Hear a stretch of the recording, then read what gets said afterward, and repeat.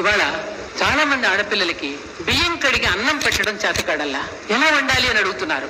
అన్నాన్ని కూడా స్వగృహా నుంచి తెచ్చుకుంటున్నారు, కర్రీ పాయింట్స్ నుంచి తెచ్చుకుంటున్నారు. మేము చిన్నప్పుడు అమ్మ వంట చేస్తూ ఉంటే అమ్మ చేస్తున్న విధానాన్ని దగ్గర ఉండి చూసి కూరగాయలు తరిగి పెట్టి బియ్యం కడిగి సాయంకాలం స్కూల్ నుంచి రాగానే ముగ్గులు వేసుకోవడం నేర్పి అన్నం వండడం నేర్చుకుని అన్ని చిన్నప్పుడే నేర్చుకునేవాళ్ళం. ఒక్కొక్కరు ఒక పనిని విభాగంగా పంచుకునేవాళ్ళం. ఇప్పుడు ఒకళ్ళిద్దరు పిల్లలు ఉండబట్టి వాళ్ళకి ఏ పని రానివ్వకుండా గారంగా పెంచి వాళ్ళకి ఏ పని ఆఖరికి స్నానం చేసిన తర్వాత టవల్ ఆరేయటం అని కూడా చెప్పడంలా. తల్లి వాళ్ళే ఆరేస్తున్నారు, లేదా పనాళ్ళు ఆరేస్తారు. ఇలా పిల్లల్ని మనం పాడు చేస్తున్నాం. మీరు అలా కాకూడదు. నేను చాలా లేడీస్ హాస్టల్స్ కి వెళ్ళాను, చాలా చూశాను. అక్కడ అస్తవ్యస్తంగా రూముకు వెళితే ఎక్కడ తడుచుకున్న టవల్ అక్కడ పారేయడం, ఎక్కడ జువుకున్న జుట్టు అక్కడ పారేసాడు, ఎక్కడ పడితే అక్కడ బట్టలు పారేయడం, రూముకి వెళితే కంపు కొట్టేటట్టుగా ఉంటున్న హాస్టల్స్ నేను చూశాను.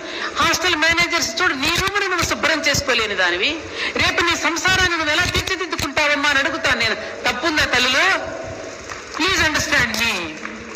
మీకోసం చెప్తున్నాను. రేపు భవిష్యత్తులో మీరు చిన్న విషయం కూడా చేయలేకపోతే నిర్వేదానికి గురవుతున్నారు. సెల్ ఫోన్ కు అమ్మకు ఫోన్ చేస్తున్నారు, నాన్నకు ఫోన్ చేస్తున్నారు.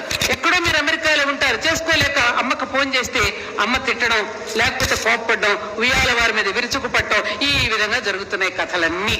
అలాంటి సమాజాన్ని వాళ్ళ నేడు చూస్తున్నాం.